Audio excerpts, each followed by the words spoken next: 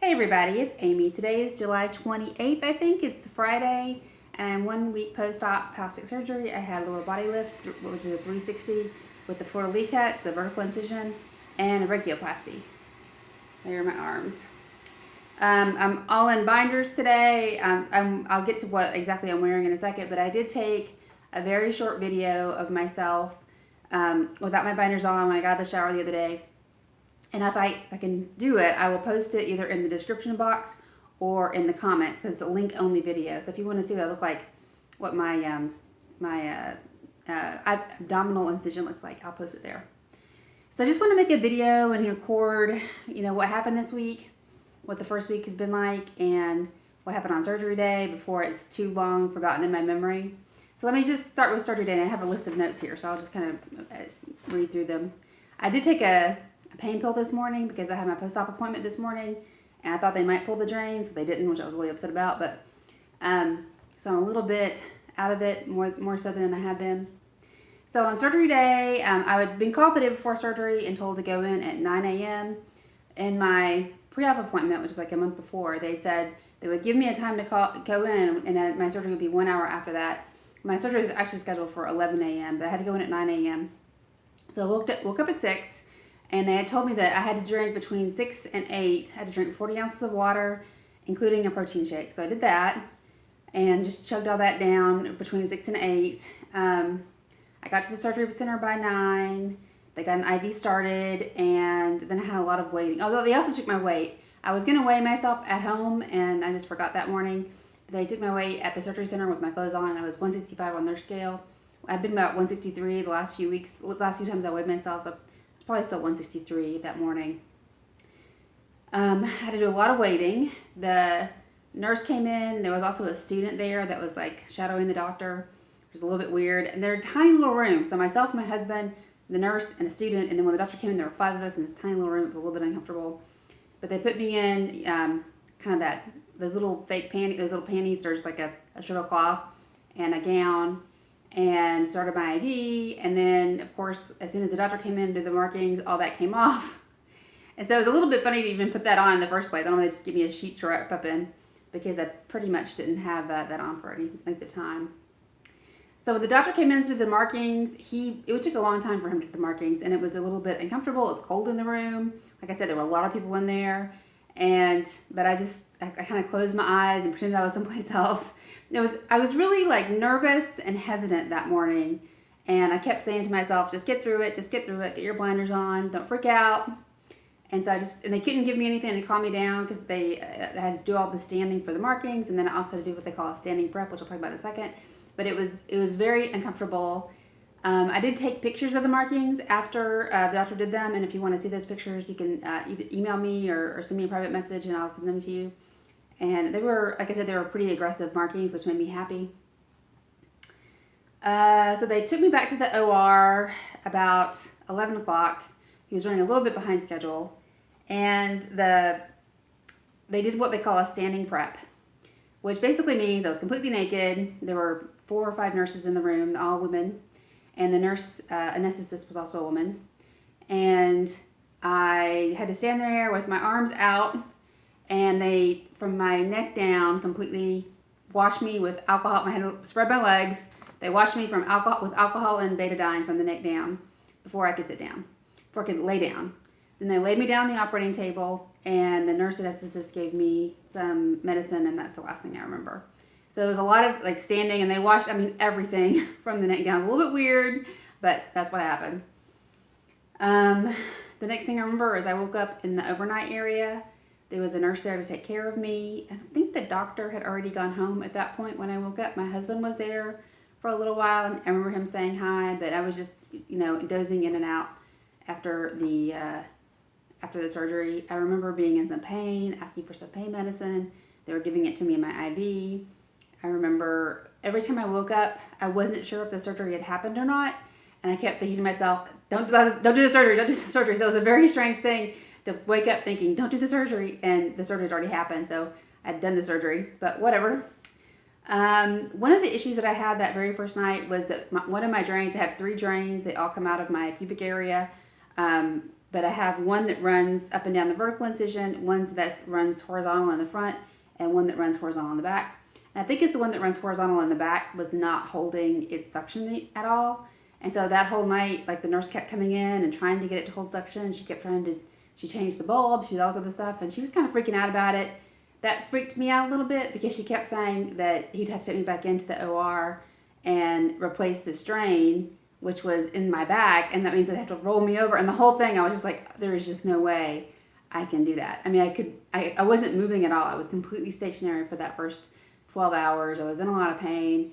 And so the idea that they were going to roll me over and go back into the OR, I was like, oh no, it's not going to happen.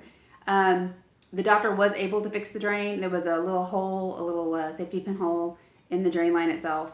He found it the next morning. He cut off the drain line at that hole, put the bulb at the end, and it's just fine ever since. But that was the only issue I had while I was at the surgery center that night. I was the only patient there. They gave me apple juice to drink, so I kind of continued drinking apple juice. And that's pretty much it. My husband came the next morning at 7. The nurse spent a long time talking to my husband. Oh, well, another issue that happened that night. Now, let me talk about that when I get to compression garments. But at 7, my husband came in the morning. The nurse, it took us a long time to get out there. The doctor came in at 7, talked to my husband, and then the nurse gave him like a huge rundown of how to take care of me. They did the drains that morning. I don't know. We didn't end up leaving there until about 9. And that was basically the first time I got out of bed was when I left. So, I don't know, 12 or 14 or so hours after surgery, I finally got out of bed. I wasn't able to go to the bathroom that morning, but I was able to go after I came home. Those first few days after surgery are a blur. I mean, my husband was doing my drains. My sister was here keeping me company. I was taking my pain meds every 4 hours. My husband was just keeping up with everything, giving me all my medication on time. He has to do the drains 3 times a day. On day 3, my binder got really itchy, and I had to take off everything and put on a wife beater tank top, and that my binder goes over that, and that helped a lot with the itchiness. So I want to thank whoever told me to get those wife beaters because they have been a saving grace. Day 1, when I first got home, almost the first thing that happened, I first got home, I went to the bathroom, and my elbow, this elbow right here, there at the end, it opened up and it started just dripping blood everywhere. And so we had to put some gauze and antibiotic ointment over that. It closed up on itself after that. And I got this nasty bruise there at the end. I don't know if you guys can see it or not, but I had a nasty bruise where it had opened up there. There's no drains in my arms. There's only drains on my abdomen. So day 4 was, I started coming out of it. I only had to take 1 pain pill on day 4, which was amazing. On day 5, I only took Tylenol, and on day 6, I took no pain pills at all. And I've really not needed pain pills. I mean, I've felt amazingly good. I should mention that my doctor does use a nerve blocker during surgery, so that could be a big reason why I haven't needed pain pills. But I'm kind of shocked at how good I've felt and how awake I've been, and I've just been able to sit up, and I've been watching television and answering some emails and try not to do too much, but get up and walk around a little bit. I can get my own protein shakes. So I really expected to be laying in bed feeling like death for the first week at least, and it's been a lot easier than I thought it was going to be. I had rented a lift chair, and I still have the lift chair, and I actually called them today to see if they can pick it up today. So the first few days, I definitely needed that lift chair. It was really hard to get up and down without it. I couldn't imagine that I could have gotten up and down without it.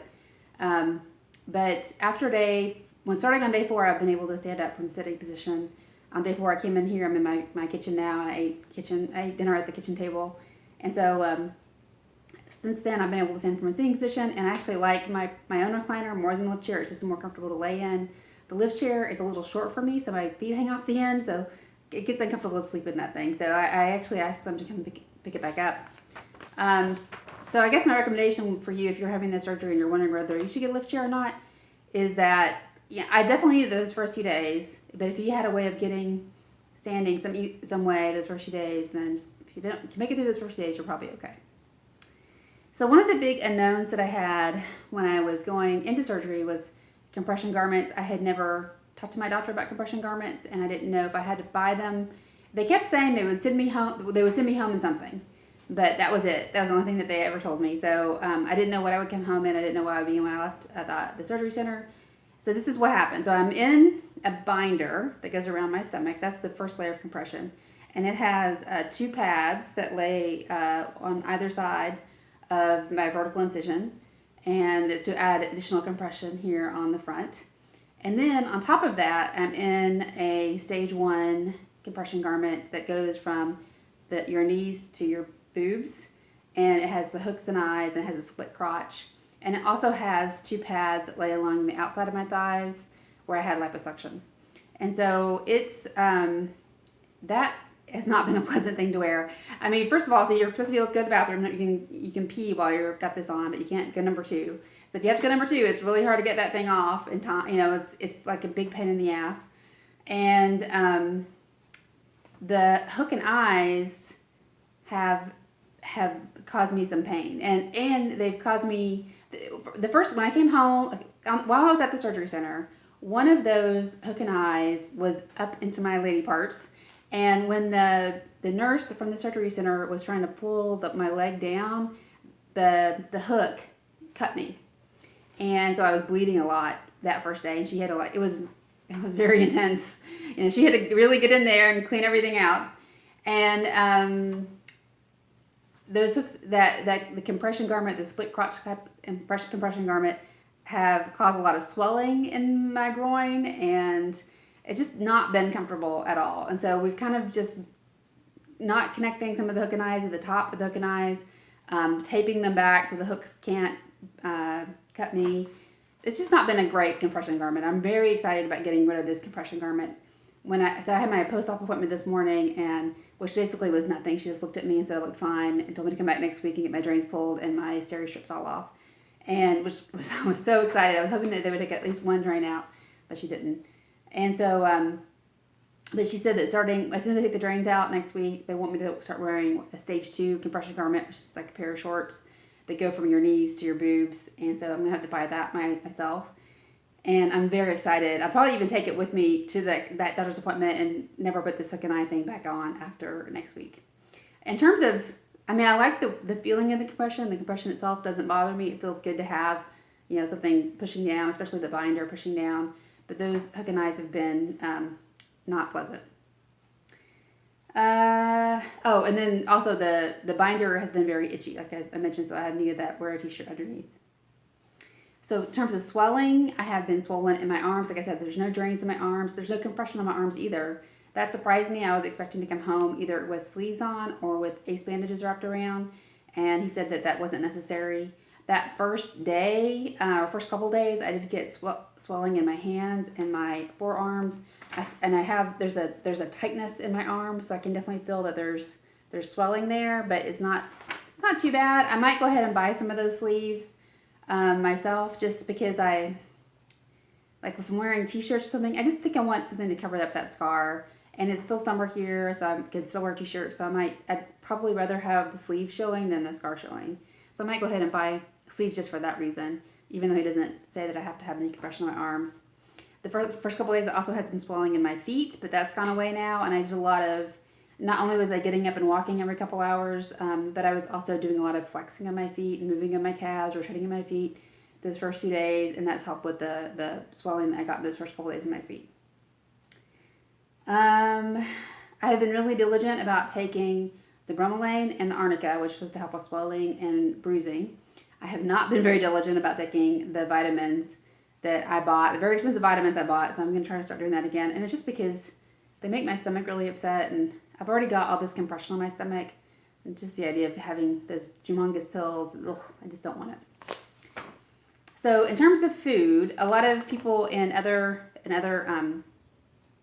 videos that I've watched have talked about how after they have the surgery, they have a lot of restriction again. And I have to say, I really haven't had that. I mean, maybe the first day that I was eating again, but I've been able to eat pretty much whatever I wanted to eat. I've been trying to focus on getting protein in. I'm trying to get 100 grams of protein a day. I'm trying to drink as much water and liquid and decaffeinated tea, or, you know, anything that has, you know, anything liquid, protein shakes, all that kind of stuff as possible, just to help flush my body of all the anesthesia and all the drugs. And so I haven't noticed any increased restriction.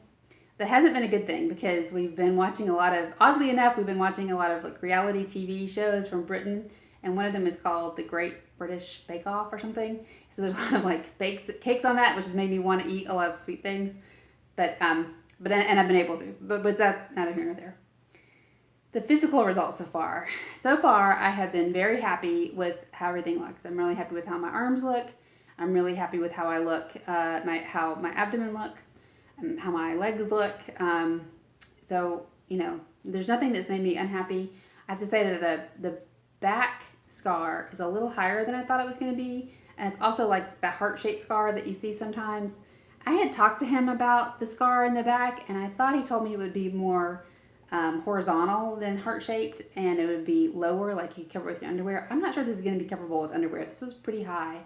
And, I'm sure he did that for a reason, and I thought I did a great job. So I'm not going to, what can I say? If it needed to happen that way, it needed to happen. It's fine, but it's a little higher than I thought it would be in the back. Of course, I can't really, I haven't been wearing regular underwear. I haven't been wearing, anything. I've had binders on, so I'm sure when I start wearing some regular clothes, I'll get a better sense for how low or high that scar is in the back.